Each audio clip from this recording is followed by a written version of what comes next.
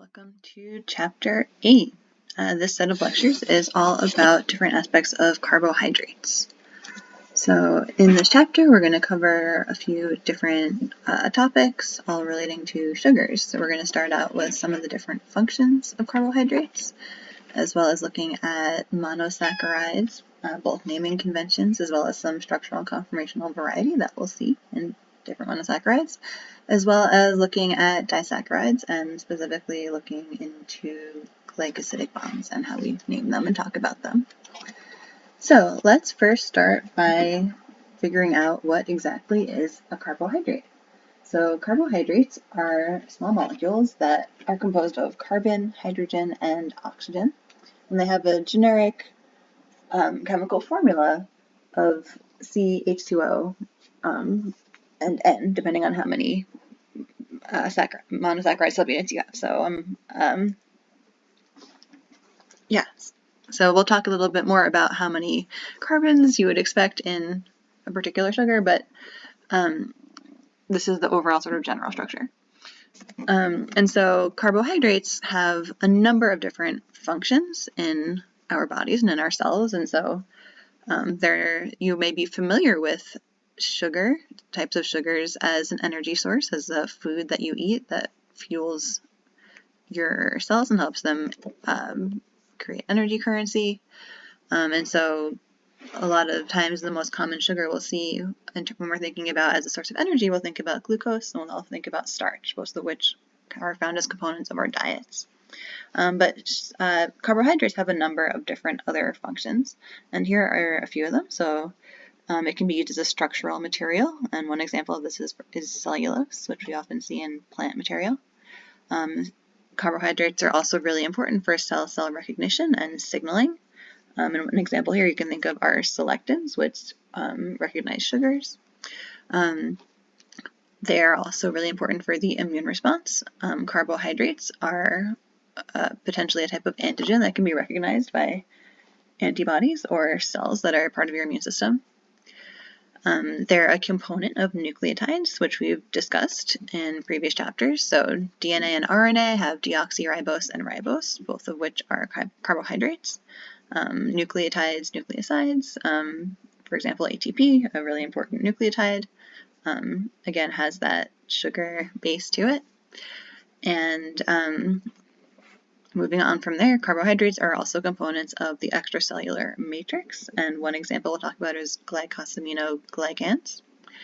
And will also be one other important function of carbohydrates is as a modification for both proteins and lipids. And this process, or this modification, is called glycosylation. So let's get more into how we can talk about sugars.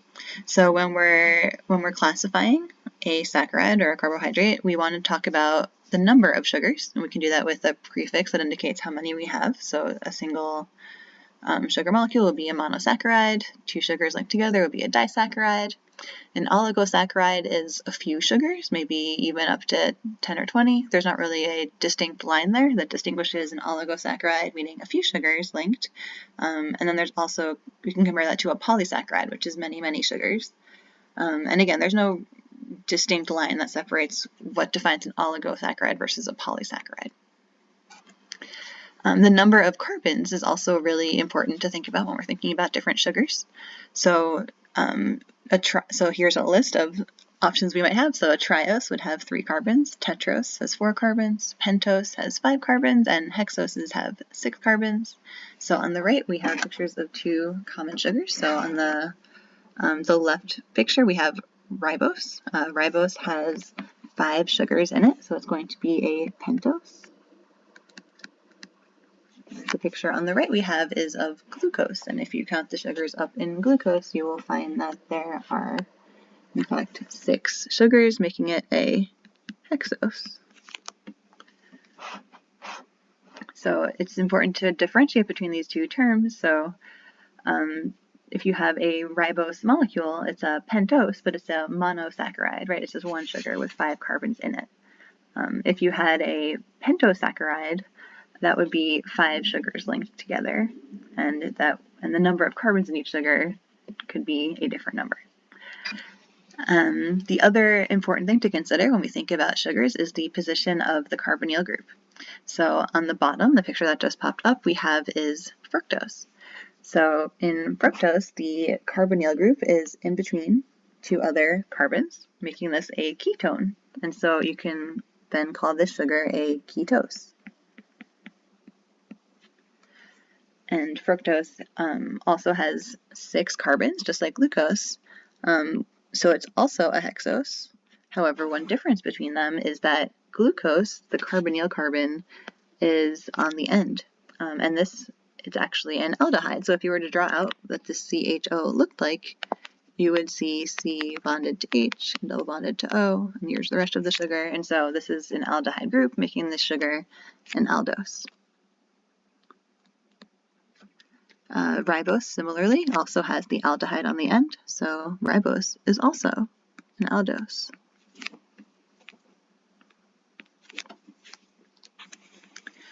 So let's start now by reviewing the types of stereoisomers that we can have, because many sugars have a lot of different chiral centers in them, and so it's important to be able to keep track of all these different ways we can talk about stereoisomers. So first we'll talk about enantiomers. These are molecules that have the opposite configuration at all of their chiral centers, and therefore they are mirror images of each other. So molecules that have just one chiral center can be enantiomers, as well as more than one. You just have to be careful that when there's more than one chiral center, that each chiral center has the opposite configuration when you're talking about the two different molecules. Similar but different, we have diastereomers. Diastereomers are molecules that have the opposite configuration at one or more, but not all, chiral centers. So diastereomers are not mirror images of one another. And for diastereomers, because of their definition, you must have at least 2 chiral centers in the molecule that you're thinking about. Then next we have epimers. In some ways you can think of epimers as sort of the opposite of diastereomers, because they are molecules that have the opposite configuration at exactly 1 chiral center. And within epimers, you can think about them, any molecule that's an epimer will also have, can potentially also be either an enantiomer or a diastereomer. So for example, if a molecule has exactly 2 chiral centers, one is the same and one is different, they are both epimers and diastereomers of each other, but they are not enantiomers. So that brings us to another type of stereoisomer that may be new to you, and these are anomers. Anomers specifically apply to sugars, and when we talk about anomers, we're talking about sugars that differ in configuration only at the anomeric carbon in the cyclic form of the sugar. And we'll talk a little bit more about what that anomeric carbon is later on in these slides. But just remember that anomers, since they differ in configuration only at 1 carbon, the anomeric carbon, they are also a type of epimer, because epimers have the opposite configuration at exactly 1 chiral center. So let's now talk a little bit more about stereoisomers when we're talking about sugars specifically. So sugars, when we talk about them, we will talk about them as having either a D or an L configuration, and this again is relative to D and L glyceraldehyde, which is similar to what we talked about when we were discussing amino acids. To tell if your sugar has a D or an L configuration, it will depend on the reference carbon. So what is the reference carbon? This is the chiral carbon that's the furthest away from the carbonyl group in your sugar. So in our example on the right, we have picture projections of 2 very similar sugars. So let's consider first the one that's pictured on the left. First, I'm going to circle all of the chiral carbons. So this particular sugar has 4 different chiral carbons. The other sugar also has 4 different chiral carbons. The first and the last carbon are not chiral. Because the first and the last one are not chiral because they do not have 4 different groups attached to them, whereas the 4 carbons that are circled in each sugar, when you think about the 4 different groups attached to them, they are all different.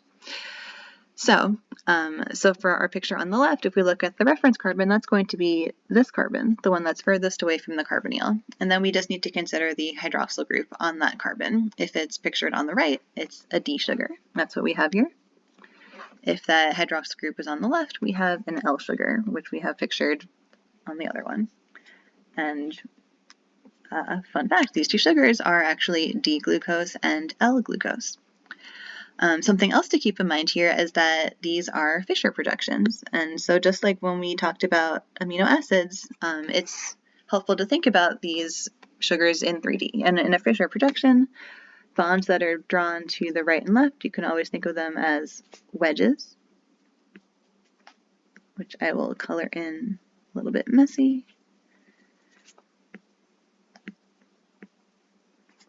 And any bonds that are drawn vertically, you can picture as dashed lines. So if you want to picture this in 3D, the wedges are coming towards you from the screen. The dashed lines are going away from you into the screen.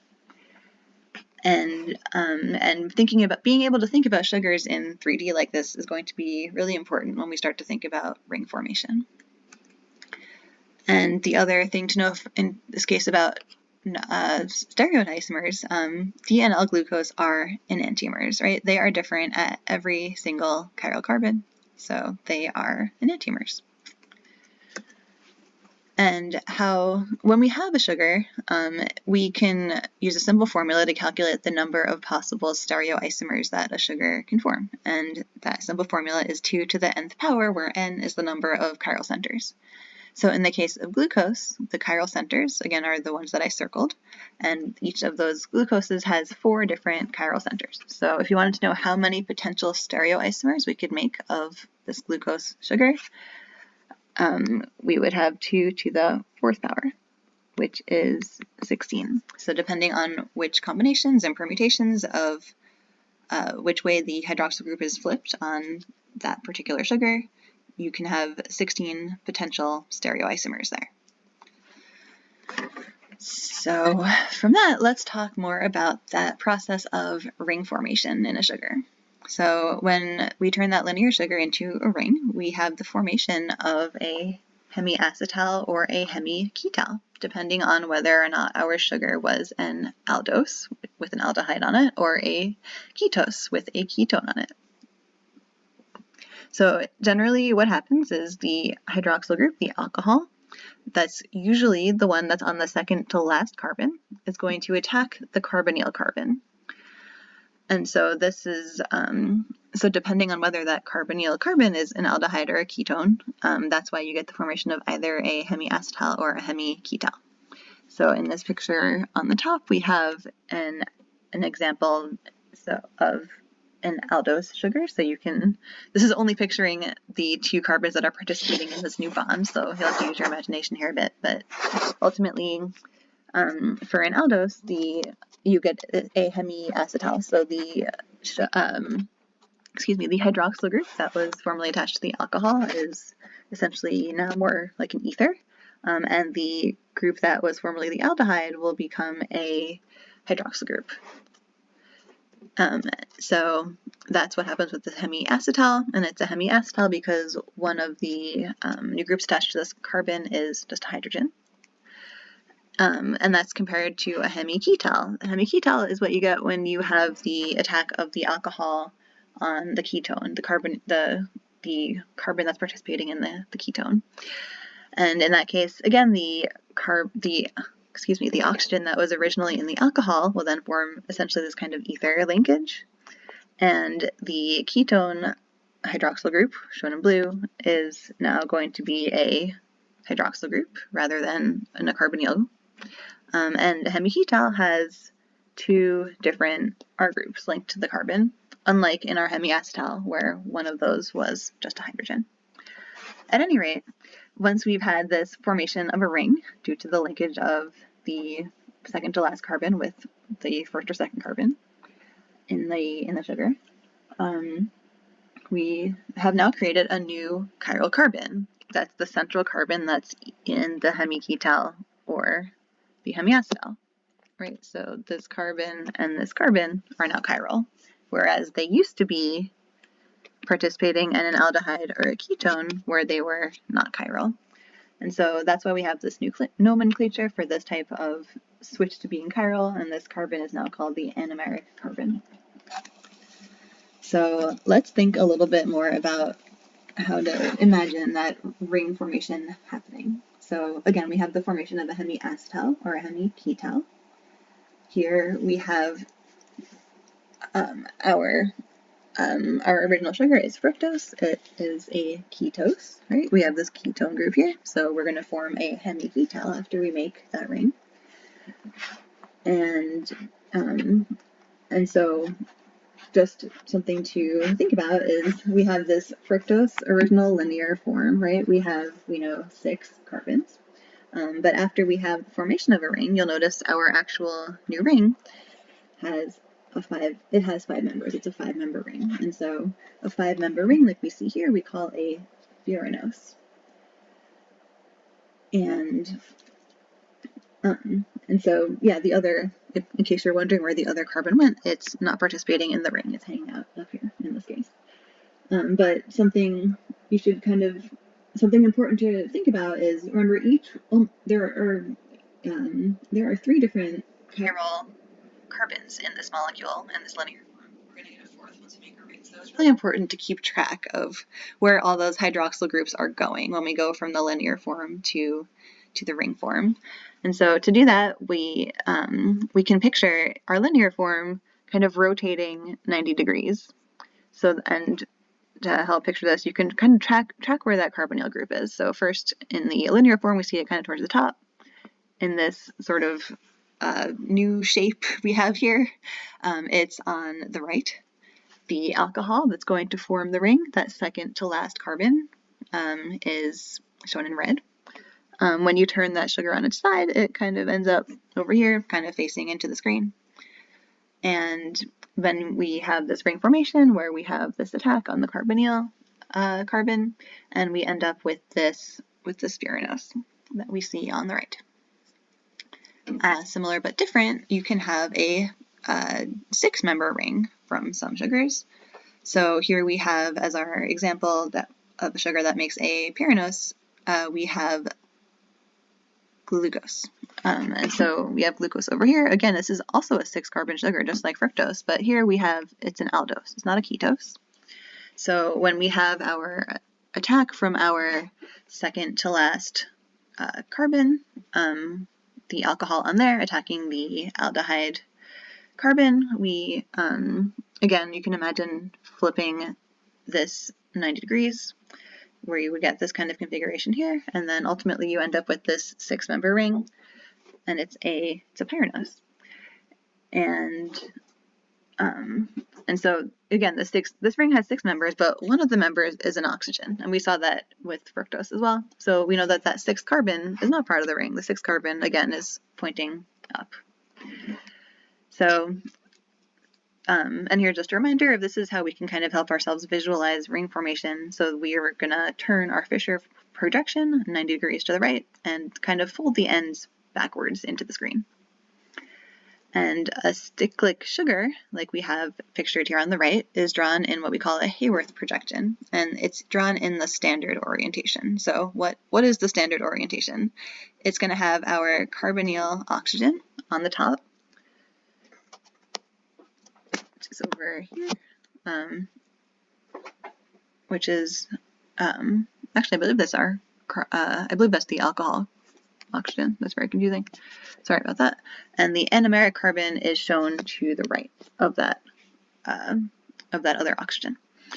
So something that's helpful is, so because this is our sort of standard orientation, something to keep in mind is that when we have a D sugar like we have here, glucose, that 6th carbon is going to end up pointing up. When we have an L sugar, because of the way we'd have to kind of bend and fold it to get it into the standard orientation, that 6th carbon would actually be drawn pointing down. So that can be a simple way to figure out whether you have a D or an L sugar and you're looking at it in the ring configuration, the ring form. So the other thing now that we had to think about is the anomeric carbon. So remember this carbon, the anomeric carbon shown in blue, well, it's not really shown in anything, but it has the blue hydroxyl group on it. This anomeric carbon used to not be chiral. In the ring form, drawn in this hair projection, it is now chiral. So we now have to have a way to name whether or not that new hydroxyl group is now pointing up or pointing down. So if your sugar is a D sugar, like we have drawn here, if the OH, if the hydroxyl group on your anomeric carbon is pointing up, it's beta. If the hydroxyl group was pointing down, it would be alpha. So on the top, we have an example of beta D-glucopyranose. So this is the ring form of D-glucose, and it has this anomeric carbon has the hydroxyl pointing up, and so it's in the beta form. When we're talking about alpha D-glucopyranose, similar but different, now we have our hydroxyl group on the anomeric carbon is pointing down, which gives us alpha. But remember, since it's the D sugar either way, our carbon number 6 is always pointing up. On the other hand, and we don't have one drawn here, if you have an L sugar, the naming conventions are reversed because of the way you had to kind of flip the sugar to get it into the standard configuration. And so if it's in an L sugar, or a standard orientation, excuse me. So if you have an L sugar, it's flipped. So in the case of an L sugar, on the anomeric carbon, if the hydroxyl group is pointing up, it would be alpha, and if it's pointing down, it would be beta. But the reason we have D sugars pictured here is because D sugars is what you will almost always see in a biological context. So remember these rules and just sort of be able to know that if you ever do encounter an L sugar, it will be flipped. And something else that we can keep in mind is that alpha D-glucopyranose, which we see on the top there, and beta D-glucopyranose, they are anomers. So that was our stereoisomer where the sugar is exactly the same except for the configuration of the anomeric carbon. And that's exactly what we see in the alpha versus beta anomers that we have pictured here. Something else to keep in mind is it can be maybe a little bit trickier when you have a furanose, or, well, not really a furanose, really a ketose, right? Because on your anomeric carbon, instead of a hydroxyl group and just a hydrogen, like we see in glucose, when we're looking at fructose, we have a hydroxyl group and another carbon because of the original location of that carbonyl group that's part of that ketone. So just keep in mind that when you're thinking about alpha and beta, it's the position of the hydroxyl group that's important. And regardless of whether you're an aldose or a ketose, you will end up with a hydroxyl group there. So again, if the hydroxyl group is pointing up and you have a D sugar, it is in the beta configuration. All right, so now let's talk about conformations. What is a conformation? A conformation is a structural change that does not involve breaking or forming covalent bonds. So this really essentially is when we think about rotation about bonds, but no breaking or making of bonds. And so especially for 6-member rings, we might start thinking about the chair or boat configuration. So we have pictured here a 6-membered ring that's some kind of pyranose, right? And we see it here in the chair configuration. And so you may remember from organic chemistry, you can have that ring flip that switches the equatorial and axial positions that are coming off the spring. So if you see this ring flip that's pictured here, regardless of whether that group is in an equatorial or an axial position, whether it's pointing up or down stays constant. So if we looked, for example, over here where this carbon number 6 is sticking out of our sugar, right? Carbon number 6 is pointing up always, and the hydrogen is always pointing down, and that doesn't matter if it's equatorial or axial.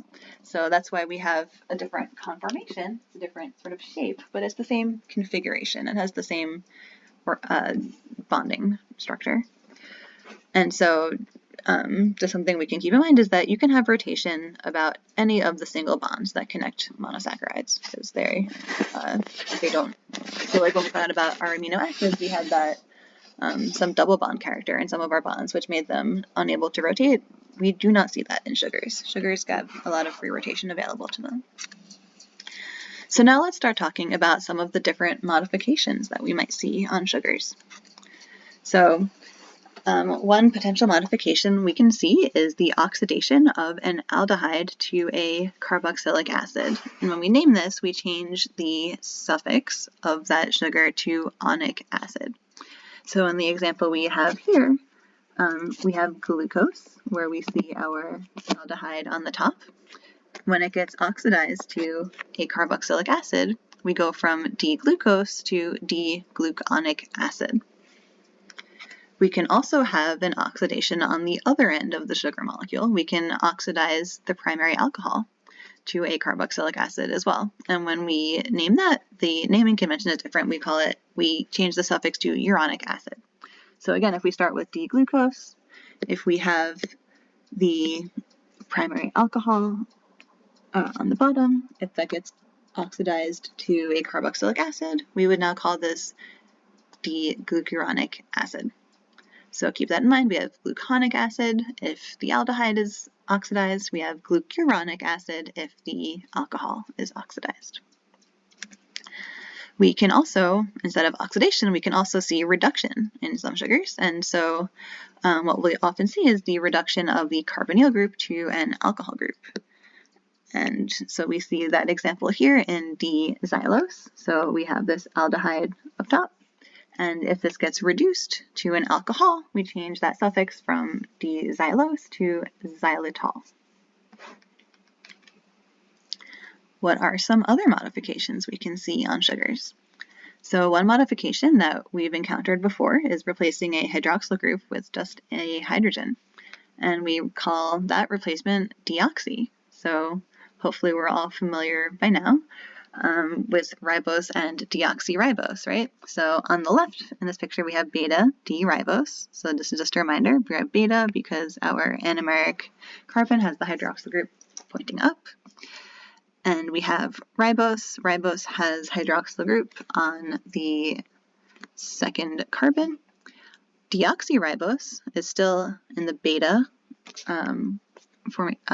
configuration in its anomeric carbon, but we have a deoxy replacement at the 2 position.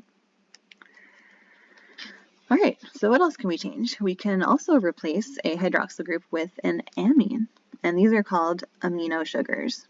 So in this example, we have alpha D-glucopyranose that we see on the left. It has a hydroxyl group on that second carbon. We can replace that with an amino group, and then it goes from glucopyranose to glucosamine. We can also attach other groups onto some of those hydroxyl groups, and one frequent modification we'll see is acetylation, where we attach an acetyl group. If you attach that acetyl group to an oxygen, you'd call it O-acetylation. If you attach it to a nitrogen, like we see in this picture, we'd have N-acetylation. And so when we have this, and so like how would we name it? We name it just simply, we're adding on all the things we added. So we have N-acetyl, that acetyl group that's attached at the nitrogen, and it's glucosamine. So we started with this glucopyranose on the left. We swapped out a hydroxyl for an amine, making glucosamine, and then we modified that amine by adding an acetyl group, making N-acetylglucosamine. Adding on to there, acetyl groups are not the only option to add on in terms of carbon chain length. We can also attach any acyl group, and this is called acylation. So acetylation is a specific type of acylation. Acetyl groups have 2 carbons. Acyl groups can have more than 2 carbons. So what else can we do with sugars? We can form glycosides. So what does that mean? To make a glycoside, it means we attach a group to the anomeric carbon. So we can have O-glycosidic bonds. So one example that we have here on the left is methyl alpha D-glucoside. So we started with our D-glucose. It's in the alpha configuration at the anomeric carbon. That hydroxyl group that used to be there is pointing down, but we modified that hydroxyl by putting a methyl there. So this is an O-glycosidic bond because we have an attachment at the oxygen.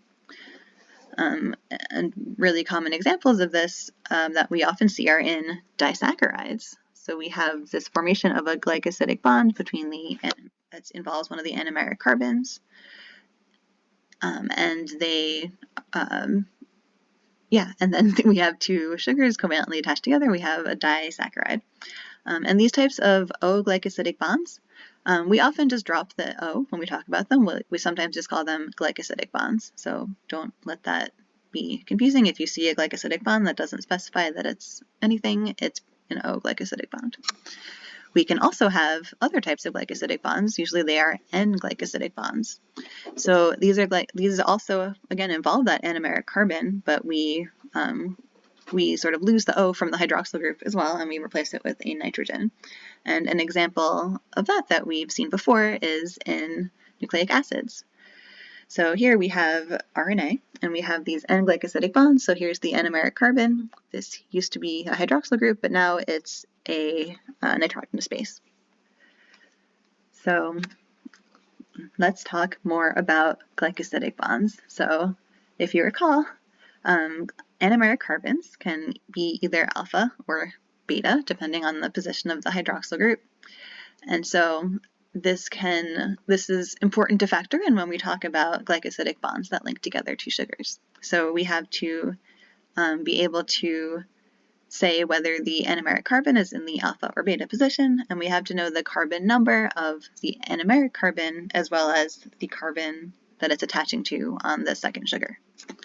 So let's look at an example of a glycosidic bond. So this disaccharide is called lactose. You may have heard of it before.